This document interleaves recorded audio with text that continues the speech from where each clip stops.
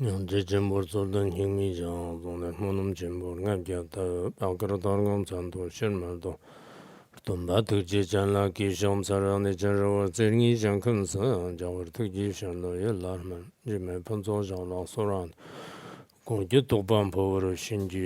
supreme, profound, and sublime Dharma is difficult to encounter in a billion eons. Now I see it, hear it, receive it, and kept it. I vow to attain the true meaning of the Tathagata. In order to liberate all sentient beings, let us generate supreme bodhicitta. Now let us take a look at a journey to the West.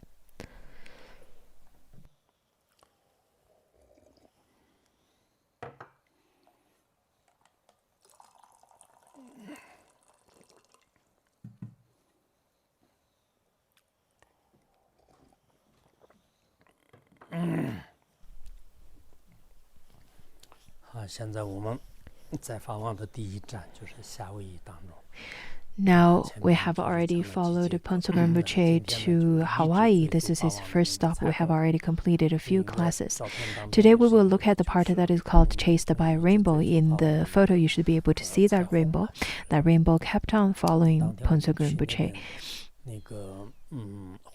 On that day when we went to the volcano, we took a photo over there close to it. I remember it was a very windy day. Along the southeastern shore of the island of Hawaii, between the temple and the Pacific Ocean, Hawaii Volcanoes National Park is located. It is a world-renowned a volcanic area which contains two of the most active volcanoes in the world. In the afternoon of June the 20th, we paid a visit there. When passing by some valleys on our way there, some locals told us that the volcanoes had been erupting from time to time in the recent decade, and that the lava from the crater ran all the way to the south of the island, covering the road and gushing into Pacific Ocean. They also showed us the ferocious imprint of the magma's solidification. Some said that it's been happening for a few decades and so on. I remembered that those solidifications were quite impressive because it feels that lots of those lava would run through the rocks and boulders, and it's really quite impressive. After arriving at the park, we first went to the visitor center. There we watched some documentary films about the volcanic eruption in Hawaii and learned about some of the local history. Khenpo Rinpoche was very interested in that. And in my memory, I think the whole thing lasted for about an hour, maybe a few documentaries together with some histories and introductions together. Afterwards, we drove to the seashore. This was the first time we got so close to the boundless Pacific Ocean. Previously, we had already flew over Pacific Ocean, but this is the first time we got so close to Pacific Ocean.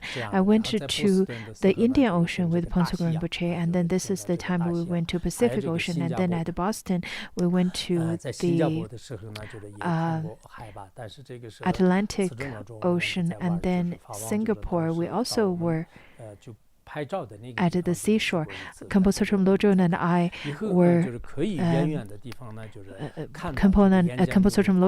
I were then having a relaxing time at the seashore, but we were there too.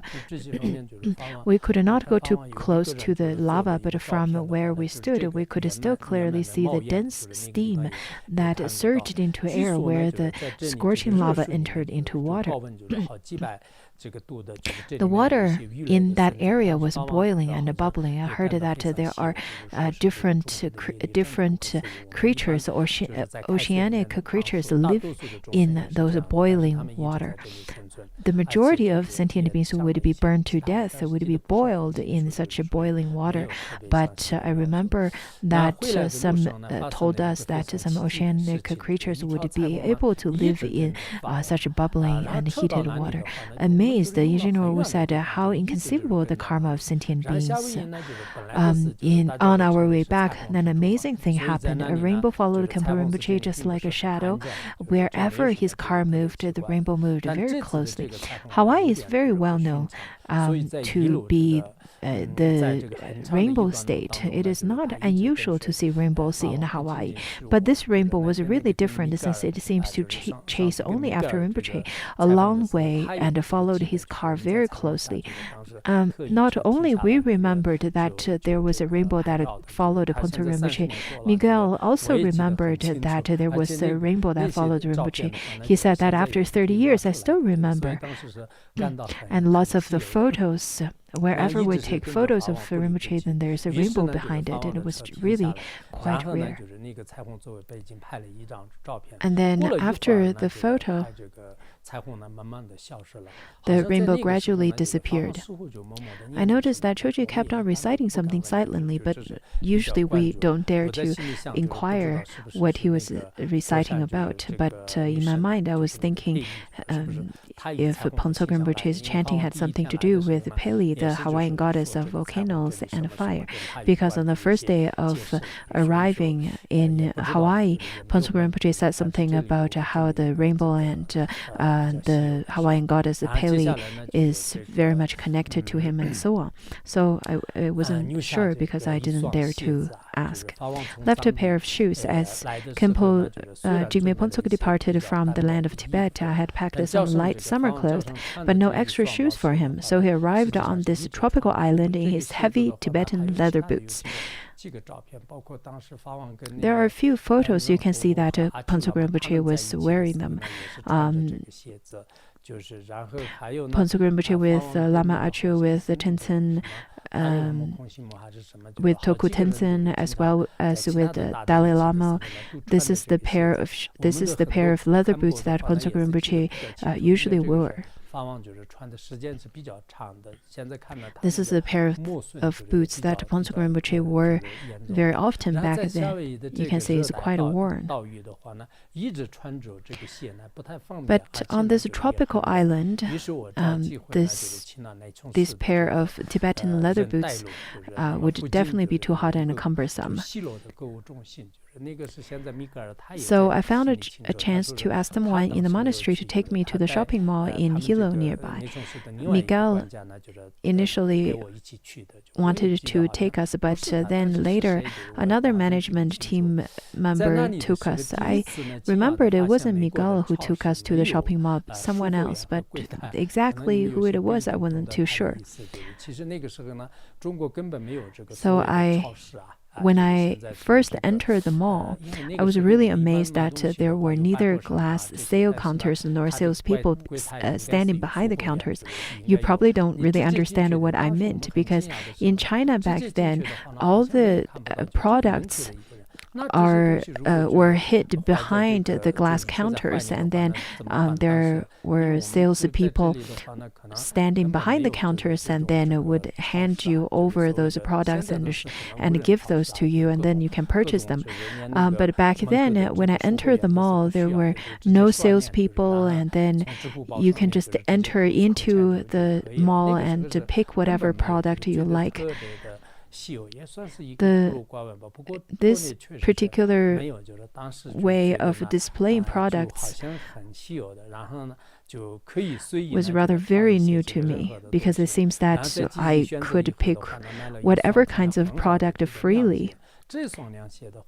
So out of a large selection of shoes, I picked up a pair of sturdy leather sandals. It was priced at over $70, almost 800 RMB at the time, which were quite pricey. I still bought them anyhow because His Holiness' feet were too large to fit comfortably, even in the largest size shoes in China. I was very glad to get him a pair of well-fitting shoes in America. So the shoes fitted him really well, and I was very happy that he was very comfortable in it. His Holiness wore them during our entire trip, and even after we returned to the land of Tibet, he would still wear this pair of shoes often. I think maybe he wore this pair of sandals even on the trip to Singapore. And then after we returned, I realized that this is branded sandals, and it's still available. I believe after the book is published, many people would probably also purchase this brand too. So this pair of sandals lasted for a very long period of time. So far, this pair of shoes has been preserved on this island. Even after we left Hawaii, His Holiness' leather boots were left at Netron Dorje Dry on Ling. The resident Lama held them as a treasure. He wrapped them in a piece of yellow cloth and then locked them in a cabinet for years and only showed them to a couple of fortunate people. So until recent years, I entrusted a person to try to invite them back with an amount of donations for the temple. After multiple attempts, the people in charge for the temple finally agreed. Well, the temple doesn't really have an abbot, a monastic abbot at the moment, since the senior abbot passed away, and then no new monastic abbot came to take care of the temple yet. But the senior practitioners, including Miguel and so on, still take care of the temple.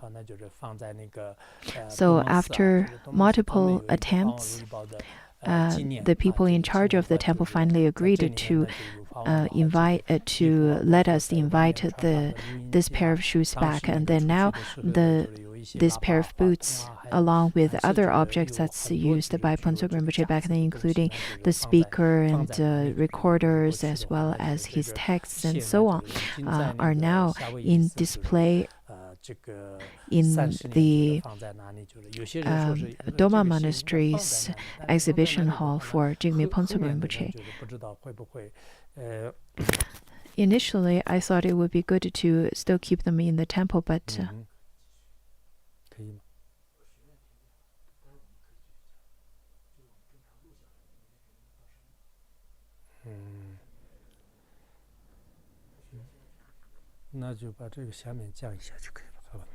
let me finish this part. So it's been placed over there for 30 years, and then in 2017 I was invited by some universities and monasteries in Hawaii to give Dharma lectures. That time I wished to revisit the monastery. However, due to some reasons out of my control, my itinerary to travel abroad that year had to be cancelled, so I did not make it in the end. So let's stop here today.